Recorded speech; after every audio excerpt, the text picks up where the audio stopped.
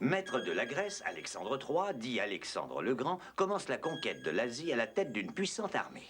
Hein? Oh, qu'est-ce qu'il a eu? C'est la première fois que je vois tomber de la neige à Futurapolis en plein mois d'août.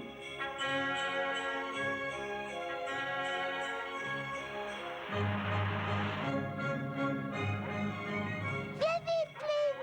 Oh! Il neige, la la la, il neige. Attention à toi. De la neige en été, le temps est complètement déréglé. Attrape. C'est bizarre, je me sens toute ronde.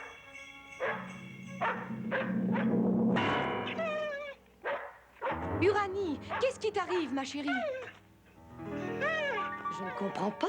Elle a une pile énergétique toute neuve.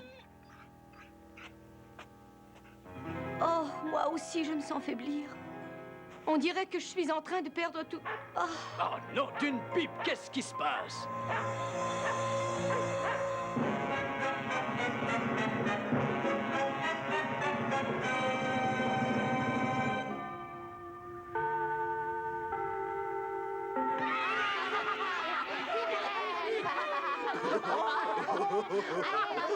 Viens, on va faire une bataille de neige.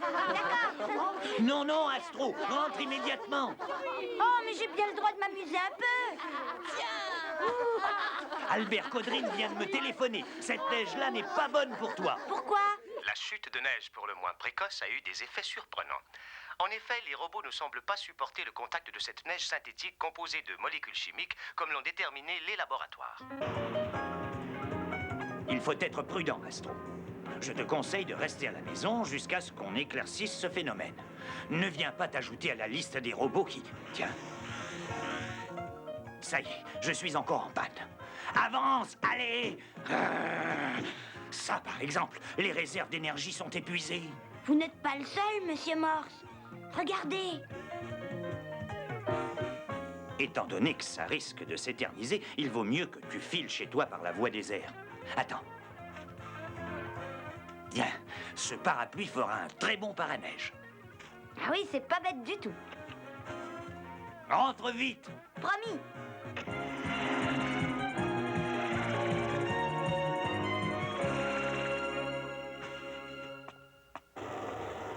Salut. Ah, te voilà, je commençais à m'inquiéter. Qu'est-ce qui leur arrive? Elles se sont écroulées par terre. Leur énergie est tombée à zéro. Va me chercher des piles neuves. Ah, mais c'est une véritable épidémie.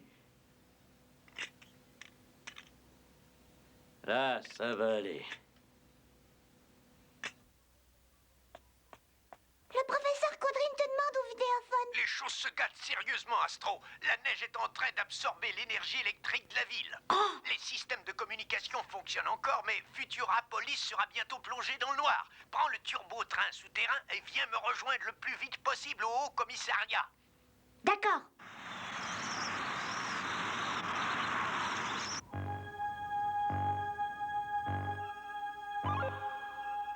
Qu'est-ce que c'est? Un flocon de neige. On dirait une cellule vivante. Les molécules qui composent cette neige en font en effet un organisme vivant qui va en se multipliant. Chaque flocon de neige est en quelque sorte un micro-organisme qui a besoin d'énergie pour vivre et qui s'en procure à toutes les sources possibles. Tu vois ces nuages noirs qui couvrent la ville? Oui. Eh bien, ce sont eux qui génèrent cette neige. Mais le phénomène ne s'arrête pas là. Certains flocons s'accumulent sur le sol, alors que ceux qui ont réussi à faire le plein d'énergie sont attirés par des nuages. Ah bon? Oui, et on a calculé que la masse de neige a doublé en 1 heure et qu'à ce rythme-là, nous serons bientôt enfouis et notre logistique avec. C'est-à-dire que plus il neigera, moins nous serons en mesure de résister. Il doit quand même y avoir moyen de faire quelque chose. Si je connaissais ce moyen, nous l'aurions déjà employé, mais nos recherches débouchent sur des impasses. Tu es le seul à pouvoir nous sortir de là. Tu es prêt à accepter cette nouvelle mission? Oui.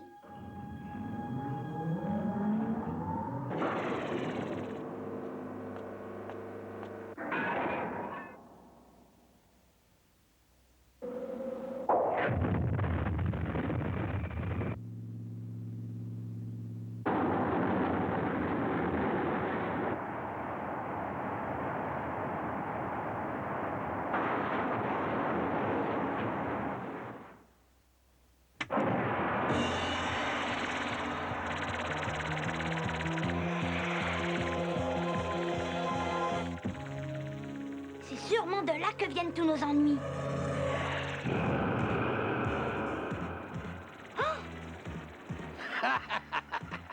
Qui êtes-vous? Si on te le demande, tu diras que tu n'en sais rien. Mais par contre, tu vas savoir comment je traite les petits curieux comme toi. Attaque! Je tiens à vous dire tout de suite que je ne vais en faire qu'une bouchée de votre gros minet. Oh!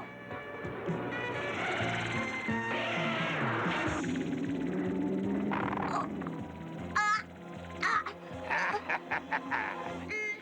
Il absorbe toute mon énergie. C'est de cela qu'il se nourrit. Et moi, je tiens à te dire que Lupo a très très gros appétit. Je dois avouer que cet animal est plus coriace que je ne l'aurais cru. Puisque tu te nourris d'énergie, je vais t'en donner jusqu'à t'en éclater la panse. Oh! Où est passé le gros ballon? Oh! Tu vas t'apercevoir que Lupo n'est pas un léopard comme les autres. Oh, mes réserves d'énergie s'épuisent. Je ne suis pas mécontent de mes petites inventions. Lupo en est un exemple et manège biologique un autre.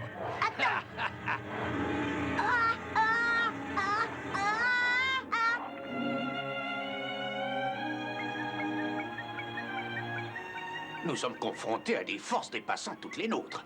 Attention, parez à la récupération d'Astro.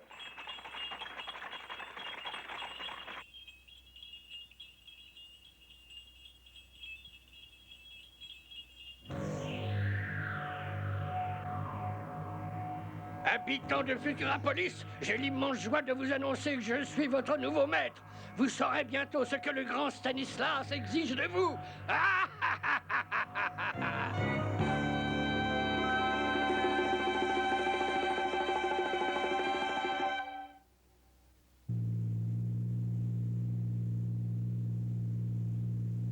Enveloppe déchirée en 3 endroits.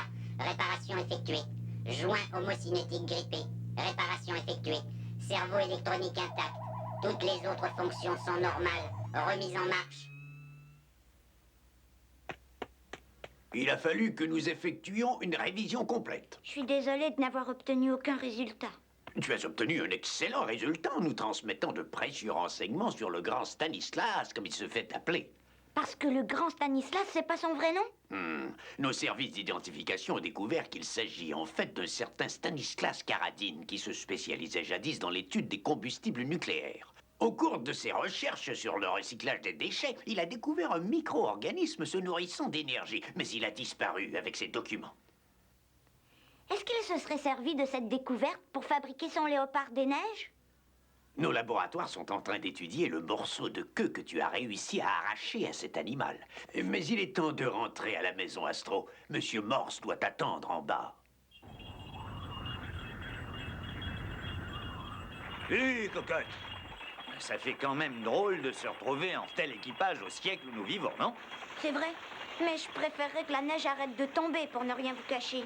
Tu n'es pas le seul, quoique les enfants n'aient pas l'air trop affectés par ce phénomène.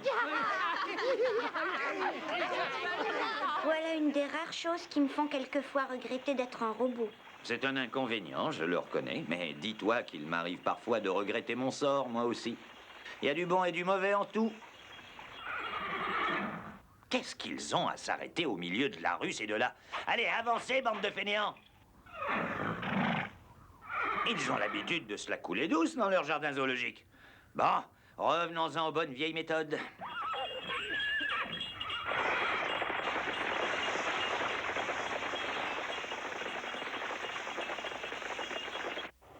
Bonsoir, papa. Bonsoir, maman. Bonsoir, mon fils. J'ai vu ton étonnement en entrant. On s'éclaire comme ça pour économiser l'énergie. Ah bon? Oui, Uranie. Dans sa chambre, elle boude parce que je lui ai défendu de jouer dehors. Tu devrais aller la voir, Astro. Uranie, c'est moi. Arrête de bouder, montre-toi. Oh. Elle ne serait pas... Oh. Tout s'est bien passé, Astro? Il ne faut pas rester sous la neige, c'est dangereux. Bah, t'en fais pas pour moi. Il peut rien m'arriver tant que je reste à côté de la bougie. Allons, Uranie, tu ne crois quand même pas qu'une simple bougie est en mesure de te protéger? C'est pourtant le cas. Regarde, les flocons de neige tournent comme des fous autour de la flamme. Je vais te montrer quelque chose de vraiment amusant. Arrière, Madame la Neige. Oh! Tu vois? Je suis pas aussi folle que tu le crois, hein? Comment se fait-il que cette neige dévoreuse d'énergie évite de se retrouver à proximité d'une bougie? Les flocons de neige évitent la flamme d'une bougie? Je vous jure que je l'ai vu de mes propres yeux. Bizarre, en effet. La neige semble effectuer une sélection. Elle absorbe l'énergie que nous produisons alors qu'elle semble fuir l'énergie naturelle. Et ça, c'est peut-être la solution du problème.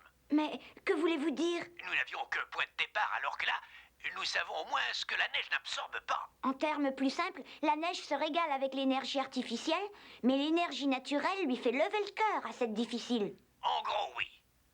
Oh, bon sang, la communication va être interrompue. Je t'attends à mon bureau, Astro. Nous allons essayer de contre-attaquer ensemble. D'accord.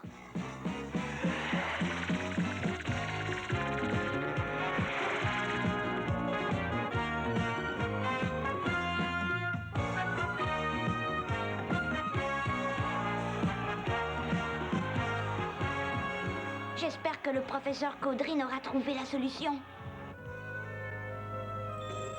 Regarde ça, Astro. Ce sont des cellules de la queue du léopard grossies 1 million de fois. Tu peux constater la ressemblance évidente avec les flocons de neige biochimiques. Il y a des cellules groupées et d'autres qui semblent se détacher. C'est ce que nous appelons une colonie dans notre jargon. Des milliers de micro-organismes s'amalgament et finissent par prendre une forme quelconque. On peut donc imaginer que Stanislas a fabriqué son léopard avec des flocons de neige, ce qui est tout de même invraisemblable. Pas du tout. Les formations en colonie se retrouvent dans le corail ou les éponges, par exemple. Et cela explique que les cellules du léopard n'aient pas été affectées quand il a explosé comme une bulle. Exactement, mais cela pose un autre problème. Étant donné qu'on ne peut pas dissocier plusieurs groupes de micro-organismes séparés, il faut détruire toutes les cellules ensemble. En attendant, l'écran géant s'est allumé. Ma première revendication sera la suivante, professeur Caudrine. Vous allez me confier le Haut Commissariat aux sciences et techniques. J'en viens me demander si vous avez toute votre tête, Stanislas. C'est ici que convergent toutes les ressources énergétiques du pays. Je le sais, sinon ça ne m'intéresserait pas. Je veux toutes vos ressources énergétiques et si vous refusez, je réduirai votre pays à néant. C'est ce que nous verrons, Stanislas.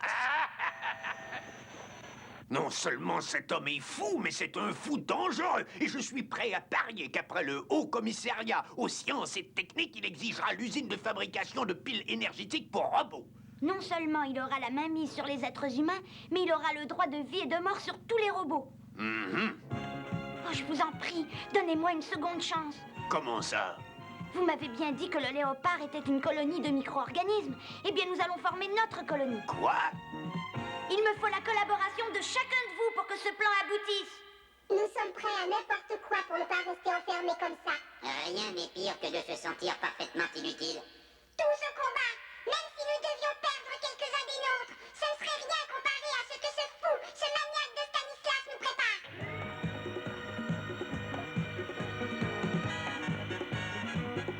Mettez le 16W308 dans le bras droit. C'est ça, oui.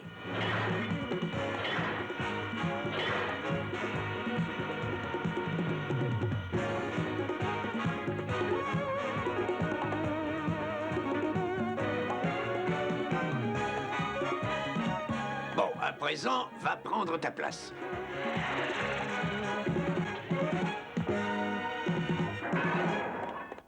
Voilà, c'est terminé. Je vous souhaite bonne chance. Nous allons combattre pour notre cause et celle de tous ceux qui veulent vivre égaux et libres. Attention, vous êtes prêts?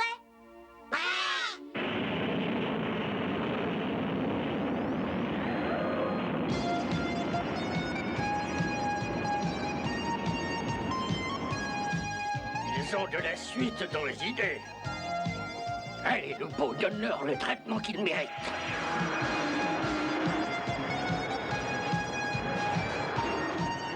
Notre adversaire n'a pas l'air décidé à se laisser faire. Branle-bas de combat.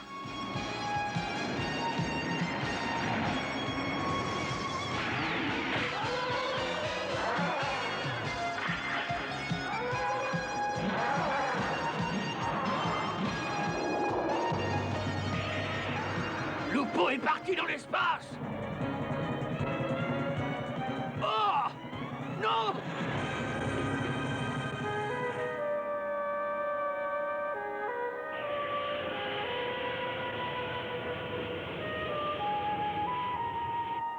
Tout va bien, professeur. Nous vous ramenons Stanislas. Bravo, Astro! Bravo à tous les robots qui ont prouvé que l'union fait la force!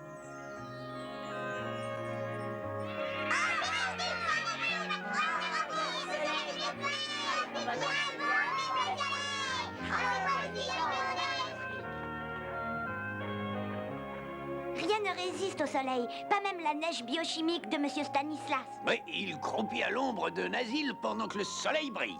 Mais dis-moi, et l'école, l'aurais-tu oublié? Oh là là, il faut que je me dépêche. Ça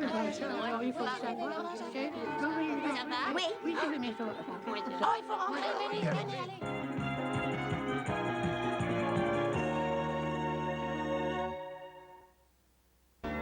Au cours de notre prochain épisode, nous verrons Uranie partir à la recherche de Dieu. Qui est Dieu? Où vit-il? Question embarrassante auxquelles Astro et ses parents sont incapables de répondre. Uranie décide donc de s'adresser à l'ordinateur d'un parc d'attractions. Elle va bientôt s'apercevoir que sans l'aide de son frère, elle risquerait de ne guère s'amuser sur les manèges ou dans le palais des miroirs.